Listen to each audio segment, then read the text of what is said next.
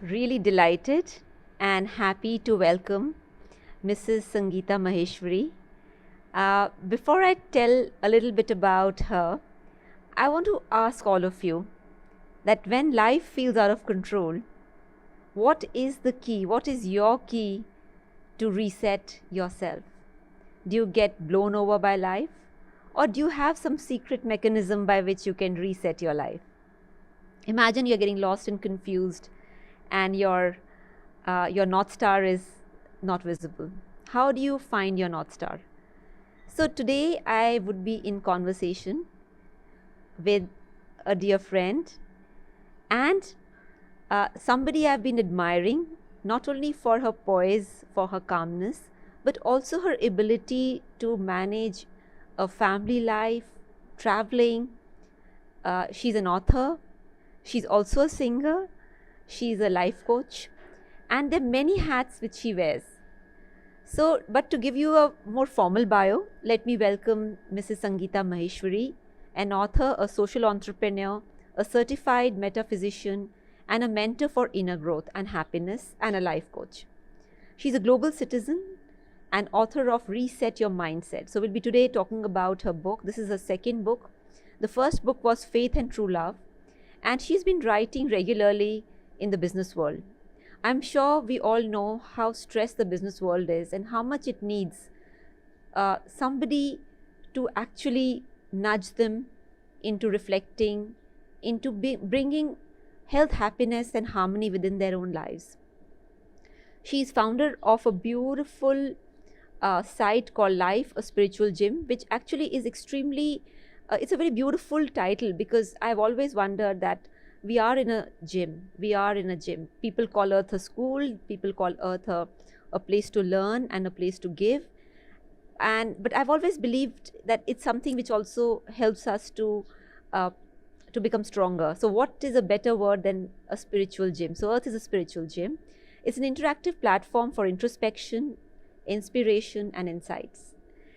Sangeeta ji is also the co-founder and trustee of the Maheshwari Foundation, which works to empower disadvantaged people through better health, nutrition, and literacy. If you want to know more about the author, you can go to www.sangeetamaheshwari.com. She's also on the board of Nutriwel and one of the most, I would say, intuitive and inspiring directors. So, Sangeeta ji, a warm welcome to you. Thank you so much, Dr. Shikha. I feel really humbled. That was a very, very generous introduction. And thank you for being a dear friend. Thank you for being part of my author journey. And I still remember the first day on my book launch, first book launch, we were sharing the same panel.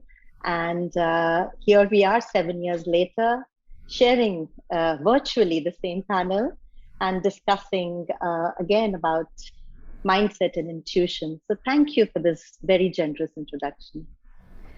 Thank you. You're most welcome. And I'm very curious about your book. So the title is, of course, it gives away a little bit about what it's going to be talking about. So the title of the book is Reset Your Mindset. Now, what has intrigued me is that this whole title is a little spiritual and also a little, I would say, technology driven. So a lot of this is from technology. So how do you have a combination of technology and spirituality? Do you find some linkages? Well, actually, I studied systems analysis, and I studied programming. And before I got married, I used to be a programmer. So, and I do believe that life is a set of programs. The way we live, what happens outside of us is all inner programming. So, and we are in a modern world quite reliant and very comfortable with devices. And we're very aware of how the devices work, and how to keep upgrading the necessity of upgrading any device. Each one, from a child till a senior citizen, everybody is aware, and we're all very comfortable with it. So if we do not upgrade it, we will be disconnected. We fear it might crash on us. We might get lost. And this was the time when I said to myself that, you know what, I think it's important to understand the biggest device that we as humans carry is our mind. And if we do not upgrade or update or reset it, mindset is our program, then we are going to be headed for trouble. Well said, so well said. So, tell us a little bit about some of the things you have spoken about in the book, and what can people look forward to in this book? This book is actually for anyone who would like to be able to um, cope with any challenges, setbacks, crises, um, and still live out from their best version. Because life is a sequence of highs and lows. There is no one who can always be on a high, and there's no one who will always be on a low. And the sooner we see and understand that, the better we will be equipped to deal with life. Like I go back again to the software, to the iPhone or any other gadget. We know that if we do not charge it, it is going to switch off. We know that if we do not upgrade it, it is not going to work with the other apps. Similar, all the technology and the advancements, the old software is not going to match with the new technology. The same thing is with us, that when challenges happen, crisis takes place, setbacks happen, that is the time we need to upgrade. We need to be able to cope with the new situation. And that is so important. So anyone who's interested in being the captain of their ship, in following what is happening and making, being proactive, then this book is for that person. It's this, and I think everybody in this world uses a mind, unless people want mind to use them. So, in which case, then of course, you don't need to worry about reading this book and allow the mind to reset you.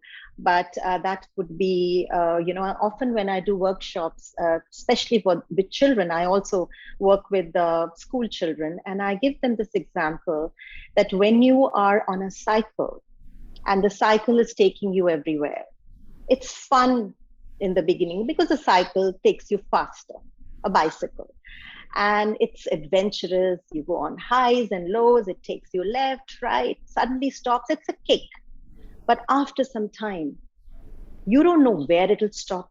You don't know where it'll take you. You have no idea. That's when the anxiety, the tension, the stress, the disconnection, the feeling of lost comes. So, in order to use the cycle, you need to be on top of the cycle, know that you are the owner of the cycle. And similarly, with our mind, we are the masters of mind and not the mind. And in today's day and age, unfortunately, we are almost believing that we are the minds and the minds are us. There's no difference. So it's like, we have robots. And if we start believing that the robots are us, then and they start commanding instead of us commanding them, then how would life be? And that's what is happening right now with our minds. Well said, well said. So, uh, like you wrote your first book, Faith and True Love, and your second book is about the mind. So, what were the what prompted you to write on this particular subject, and how did you go about writing? So we are living in a three-dimensional world. We are living in a physical world. And it is important to have the rational side. We have a rational mind and we have an intuitive mind. Increasingly, people are relying on the rational mind, which is logic, basically completely logic driven. Now, I'm not saying that we don't need to use logic. Of course, we need to use logic, but we also need to connect with our intuition. In my first book, Faith and True Love, it was a spiritual journey, which was all intuition driven. It was all listening to that inner voice. Most of it was, and emotions. In this book, I am trying to balance the logic and the intuition, because ultimately we have to, in order to live a balanced life, we have to balance the two. We have to align the heart, the head, and the hand in order to integrate into a balanced living, to live purposefully, to live peacefully, and to live passionately. Yes, yes. Actually, that's true. Purpose is really important because I think that's what keeps people going, even when things are not going too well. And especially in COVID, we have seen that a lot of people had great difficulties, and therefore, I think the purpose of a purposeful life became more important. And True. as I was mentioning, that there's so much stress in the system. There is stress at workplaces. There's stress at home. People are coping with new ways of education, living, life. There are a lot of people who have to change their ways of, thinking, living. So it causes that change is causing a lot of stress in the system. So how does our mind play a role in generating this stress, and is it possible uh, to overcome it, or what are the ways where one can actually look at it differently? It's a very good question. Actually, if you try to understand what is mind, what is the role of mind, our mind is the interface, or, or our interface with the world. So a mind is like a filter through which we see. Now, I'll start with an example. For example, I've spent over 2 decades in London, and the weather there, it's always raining or mostly raining. So for me, rain is not something, extraordinary or a fantasy. But when my mother living in Delhi says, "Oh, it's raining," and she's excited by it, that's her perspective because she doesn't see it that often. Now I am in Dubai, and when I see bright sun, the day the sun is not that strong, I say it's cloudy. Whereas the same thing in London, I would say, "Oh wow, it's sunny." So it's the mind is a filter. It's all made of perspectives. Now, mind is conditioned as we grow, the society, our home, our family, relatives, school, all of them play a role in building these filters. That's why for each person, reality is different. And there's no right or wrong about it. This is how and that's why cultures are different. And we say that the more you travel, the more you meet people, you broaden your horizon. So mind is where we process everything. Our senses, it's all driven by our mind. What we perceive, we see, we hear, we smell, we taste, all that is from our mind. And the stress, the depression, the loneliness, I mean, I would say there's a silent pandemic happening right now, which is of mental health. And that is to do with, again, the overusage of mind, of rational mind, and the less usage, or if I may say, sometimes even not connecting with the intuitive mind, which is where the the peace and the wisdom flows. And so programming or seeing what are the sources of our mindset, how are we perceiving, is very important. Because if we have a blockage anywhere or we are not able to live life the way we want to, then there is some conditioning that needs to be changed. Maybe we've outgrown it, just like upgrading our software. We've outgrown it.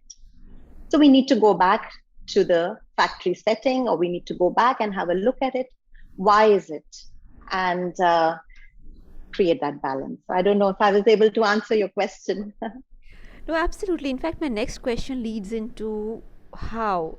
Because suppose somebody is going through a very difficult time, it could be health wise, it could be financial, it could be relationships. At that time, everything seems down, and and even the people you reach out to, maybe they are not able to give you that sense of peace, or it's all the way down. So how does one get out of that mindset? I mean, how does, because for example, if suppose somebody just lost a job, or if somebody's had unfortunately a health crisis, how does one find their balance, or you know get to know that, okay, this is just my mind and I can get out of it?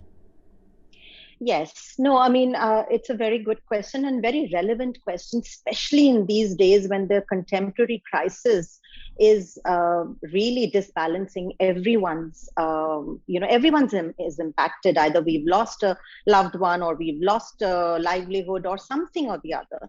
And at that point in time, when you're going through that crisis, it's not very easy to accept that, I can just change my mind.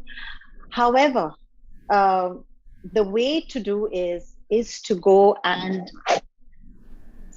really take a step back and start looking at, how do I define my happiness? Where is my happiness coming from? What is the source of my peace? What is the source of my wealth? What is the source? How do I define all of those? Because if they're all externally dependent, then we are bound to have a very rocky time, because external aspects are bound to change. And the only way you can manage yourself is by strengthening yourself internally. Mind has a monkey nature. It runs, it doesn't stay. It's like a little child. And if we try to control that child, it's not going to, the nature of the child is to run, is to explore, is to do the things it's not supposed to do. It's to create that noise. So what do? We try to make our house child proof. We put safety devices. We put child proof locks on the cupboards. We make the fences higher. We make our house stronger so that the child can explore, but no damage is done to the child or to the house. That's what we have to do within. This body, the spirit is our home. And when our mind is playing games and running around, instead of controlling the mind, because you can't, its tendency is to run, its tendency is to play pranks. What we have to do is to take a step back and see, what can we do to strengthen ourselves so that the mind does not take us for a ride and take us through absolute lows. And I've in my life faced very low, really really rock low, and at that point in time, when you go through that, nothing makes sense. For someone who's going through a loss of a loved one or a real setback, at that point in time, I know it's insensitive to say change your mind. You have to grieve, you have to go through that, but there are ways of handling it, and that's what the book goes through. We've put out tools and techniques of how to gently rewire each mindset in order to make your inner self stronger, to allow your wisdom, to allow your intuition to flow, so that any external disaster, which is bound to happen in our lives, will not shake us and throw us off. Very true. In fact, I was going to ask that a lot of people might say that, okay, it's easy to say that one should be positive, one should be optimistic for someone who has never gone through any rough patch. But like you mentioned, that you went through those patches, you experienced what it feels like to go through a low, and then you came out of it, and maybe it also helped you to understand how the mind can go through the the lows and the highs, and yet it is something which is away from, like what you said, inner peace. It's not your spirit, it's a play. I find something which is very interesting, and I find your titles very interesting. The in fact, the titles themselves could so can you like, for example, it talks about wisdom is the new rich, which is very very fascinating. Then it talks about health is the new wealth. Of course, this I really believe in, Of and course. and is something which I've been talking about. But this is very fascinating. Kindness is the new cool. Do you want to touch upon kindness, and why is it Yes. now the new cool? Yes. When we talk of kindness, majority of us think being kind is to give something to someone. But actually, kindness is a lot more than that. Kindness is being kind to, first, kindness starts from us, being kind to ourselves. When you plan something and it doesn't go the way you plan, it's okay. It's okay to allow that inner chatter, that voice inside us that tells us, oh, you know what, you did this wrong, or you can't do this right. It's okay to let that voice calm down, because we want to be kind to ourselves. So kindness starts from us. Kindness is not a charity that we give to others. When people think kind, the first thing it comes at, oh, so we have to give, or we have to be in us, we have to be charitable to others. It's not. It's actually more than that. And when we allow ourselves, we accept ourselves, and we allow ourselves to be the way we are and have unconditional love for ourselves, we will mirror and project that to others. So it's cool, because then we allow ourselves to explore and make mistakes, and we don't hold ourselves back. Otherwise, you're always worrying about what will happen if we don't do this. And I think that's not being kind to your that explorer hat within you. So for me, kindness, that's what kindness means. Yes. And you have talked also about the art of being decisive. This is very fascinating because many times I do experience that it's hard to take a decision because a decision may make some people happy and some others unhappy. And sometimes as women, and I can definitely say a lot of women, they want to make everyone happy, and any decision which makes only one section happy is a hard decision. So when you say the art of being decisive, this is very fascinating. So how did you think about or this particular thing? So, the modern day gift to us is analysis paralysis. Yes. I don't know if you've heard of it. There is too much information. You search, any term comes, first thing is you put it on any of the search engine, Google or whatever. And there is, of course, it's great to get information, but then there are so many,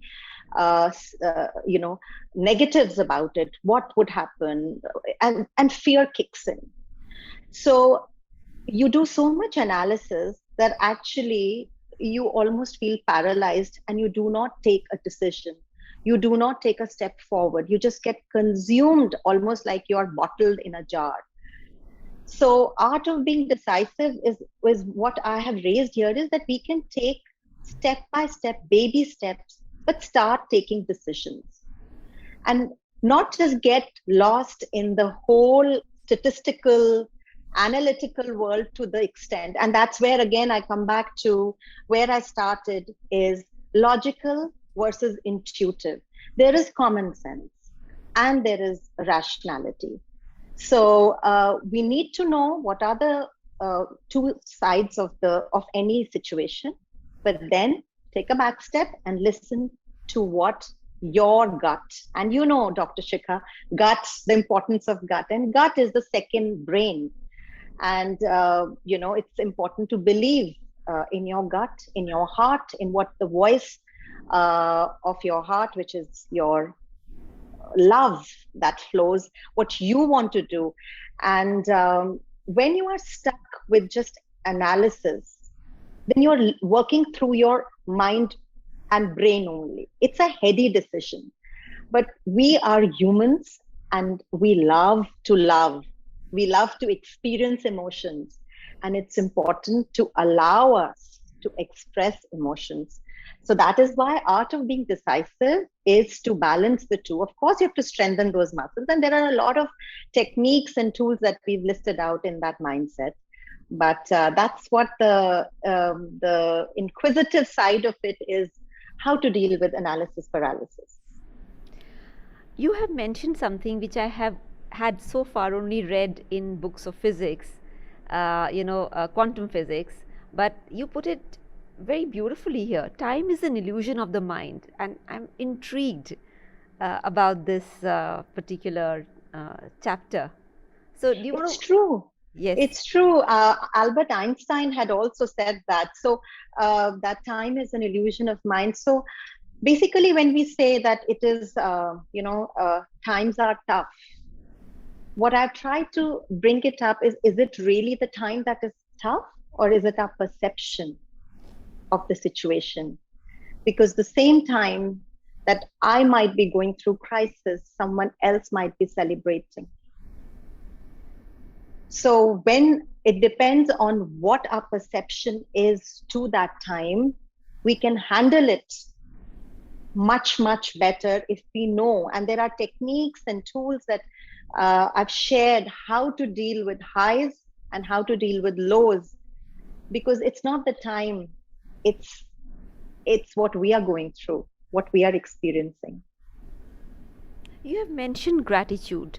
Like when we were kids, we used to be told that be grateful for a home, be grateful for the food, be grateful for so many things which you have, which many people may not have.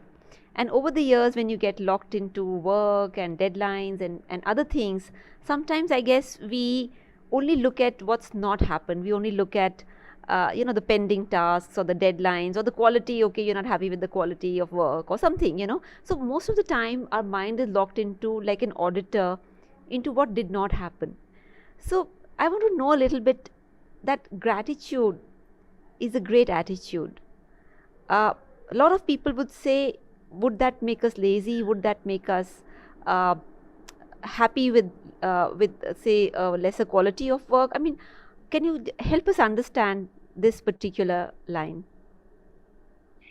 So gratitude is acknowledging what we have. It,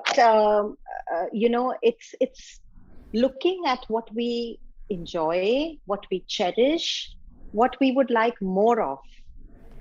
When we focus on lack, we say that energy grows where attention goes.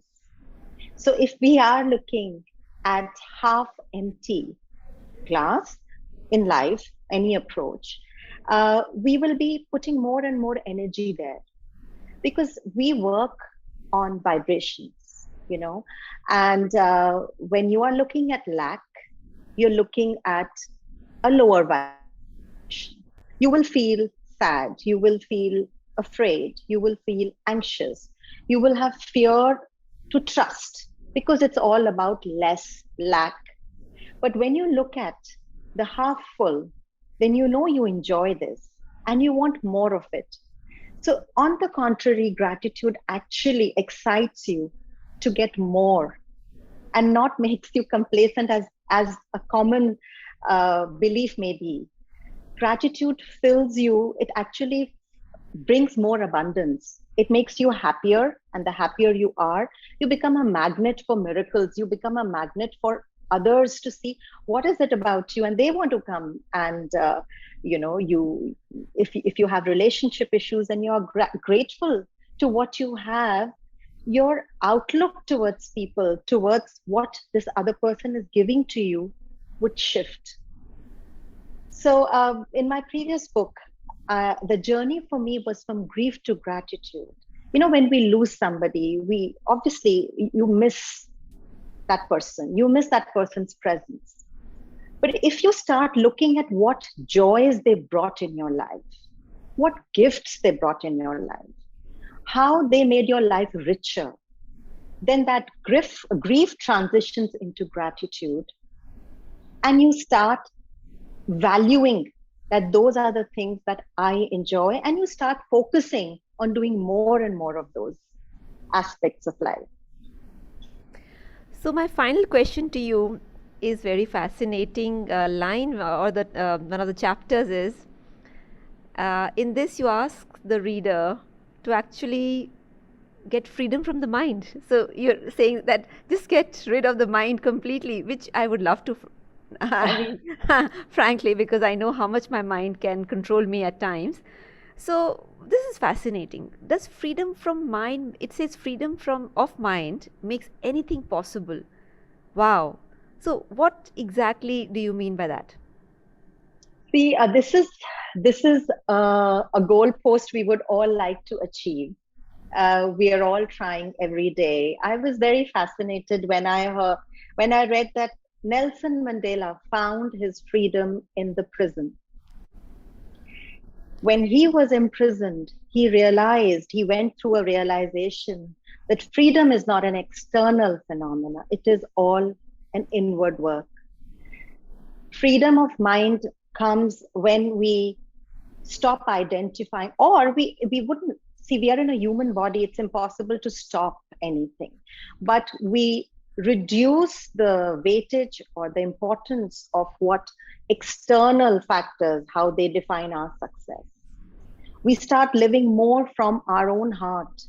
You know, Bronnie Ware, she wrote this book, Top 5 Regrets of the Dying, and in which the top 5 regrets, they were like, I wish I was happier. I wish I had lived a truer life to myself. I wish I'd spent more time with friends.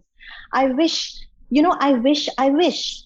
So those are the wishes, but we forget those wishes when we are lost in the mind game. So it's like, how this book is about mind and mindsets. And I've given an analogy of, actually, if you look at a computer, the keyboard is what you feed in, is what we see externally, our perceptions, and we feed it in.